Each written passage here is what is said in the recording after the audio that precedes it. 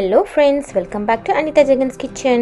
இன்னைக்கு நம்ம barley வெச்சு எப்படி Bisibelabath செய்யறதுன்னு பார்க்கலாம் வாங்க. முதல்ல ஒரு fresh மசாலா அரைச்சிக்கலாம்.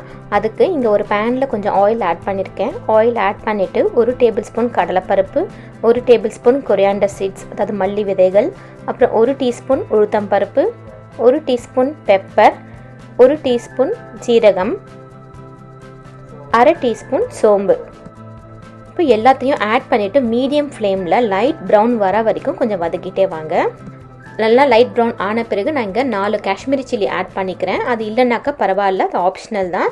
கொஞ்சம் நல்லா கலர் கொடுக்கும், அதுக்காக தான் ஆட் பண்ணுறேன். அதுக்கப்புறமா உங்கள் காரத்துக்கு தகுந்த மாதிரி காஞ்ச மிளகாய் நான் இங்கே 7 ஆட் பண்ணிக்கிறேன். ஆட் பண்ணிவிட்டு அதையும் கொஞ்சம் நல்லா வதக்கிட்டே வாங்க. நல்லா வதங்கின பிறகு ஃப்ளேம் ஸ்விட்ச் ஆஃப் பண்ணிவிட்டு உங்கள்கிட்ட டெசிகேட் கோகோனட் இருந்தால் நீங்கள் ஆட் பண்ணலாம். அப்படி இல்லைனாக்கா நீங்கள் தேங்காய் கொஞ்சம் ஆட் பண்ணிவிட்டு ஆறின பிறகு நல்லா மிக்சியில் அரைச்சி எடுத்து வச்சுக்கோங்க. இங்கே 1 கப்பு பேர்ல் பார்லி நல்லா இங்கே 1 to 2 hours தண்ணியில் ஊற வச்சு எடுத்திருக்கேன். வாஷ் பண்ணிவிட்டு அதுக்கப்புறம் ப்ரெஷர் குக்கரில் சேர்த்துக்கோங்க. இந்த பேர்ல் பார்லி வந்து நல்லா ஹை இன் ஃபைபர், அதே மாதிரி ரிச் இன் கால்சியம் கூட.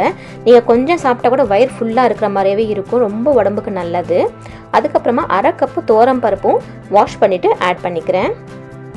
இப்போ 1 கப்பு பேர்ல் பார்லிக்கு 1/2 கப்பு தோரம் பருப்புன்றதா கணக்கு. இப்போ இந்த பேர்ல் பார்லி நீங்கள் சாப்பிடும்போது சியூவியாக இருக்கும், அதே மாதிரி நட்டி ஃப்ளேவர் இருக்கும், ரொம்ப நல்லாயிருக்கும் டேஸ்ட்டு. அதை ட்ரை பண்ணி பாருங்கள்.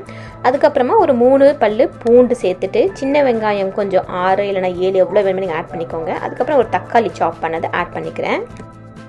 அடுத்தது உங்கள் சாய்ஸுக்கு தகுந்த மாதிரி நீங்கள் வெஜிடபிள்ஸ் ஆட் பண்ணிக்கோங்க. நான் இங்கே பீன்ஸ், கேரட், கேப்சிகம், அதுக்கப்புறமா பொட்டேட்டோஸ் ஆட் பண்ணிக்கிறேன். இப்போது ஆட் பண்ணிவிட்டு நம்ம மசாலாஸ் அரைச்சோம் இல்லையா, அந்த ஃப்ரெஷ்ஷாக பிசிபெலாபாத் பவுட்ரு அதையும் இதில் சேர்த்துக்கோங்க. இப்போ இந்த ஃப்ரெஷ் மசாலா ஆட் பண்ணிட்ட பிறகு புளி தண்ணி ஆட் பண்ணிக்கோங்க. அப்படி இல்லைனாக்கா 1 டீஸ்பூன் டேமரின் பேஸ்ட் ஆட் பண்ணிக்கோங்க. இப்போ இங்கே 5 கிளாஸ் தண்ணி நான் சேர்த்துக்கிறேன். ஸோ இந்த பிசிபெலாபாத் வந்து கொஞ்சம் சூப்பி கன்சிஸ்டன்ஸில் இருந்தால் ரொம்ப நல்லாயிருக்கும். ஏன்னா அந்த பார்லியோட சியூவி ஃப்ளேவர், நம்ம ஃப்ரெஷ் மசாலாவோட ஃப்ளேவர், அப்புறம் வெஜிடபிள்ஸ் எல்லாமே நீங்கள் சேர்த்து இந்த குளிர்காலத்தில் சாப்பிடும்போது அவ்வளோ டேஸ்டியாக இருக்கும். ட்ரை பண்ணி பாருங்கள். அதுக்கப்புறம் உங்கள் டேஸ்ட்டுக்கு தகுந்த மாதிரி சால்ட் ஆட் பண்ணிவிட்டு அதுக்கப்புறம் கொஞ்சம் பெருங்காயத்தூள் சேர்த்துக்கோங்க. பெருங்காயத்தூள் ஆட் பண்ணிவிட்டு 1 டீஸ்பூன் மஞ்சள் பொடி சேர்த்துக்கோங்க. இப்போ உங்கள் டேஸ்ட்டு பாருங்கள், உங்களுக்கு காரம் பத்தலாம் அப்படின்னாக்கா இன்னும் கொஞ்சம் நீங்கள் காரம் சேர்த்துக்கலாம். லிட்டு க்ளோஸ் பண்ணி ஒரு 5 விசில்ஸ் நல்லா குக் பண்ண விடுங்க. இப்போ இந்த பிசிபெலாபாத்துக்கு நம்ம தாளிச்சிடலாம். ஸோ தாளிக்கிறதுக்கு நான் இந்த கடாயில் கொஞ்சம் ஆயில் ஆட் பண்ணிட்டேன்.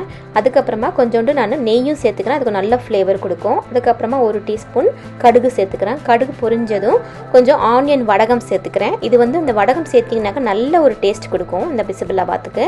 அப்புறம் கருவேப்பிலையும் சேர்த்துட்டு நம்ம குக் பண்ண அந்த பிசிபெலாபாத்தை சேர்த்து நல்லா கொஞ்சம் மிக்ஸ் பண்ணிக்கோங்க.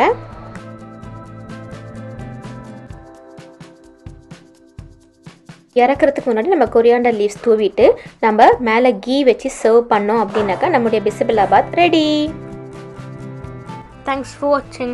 Like and subscribe. Remember to hit that bell button to get notified.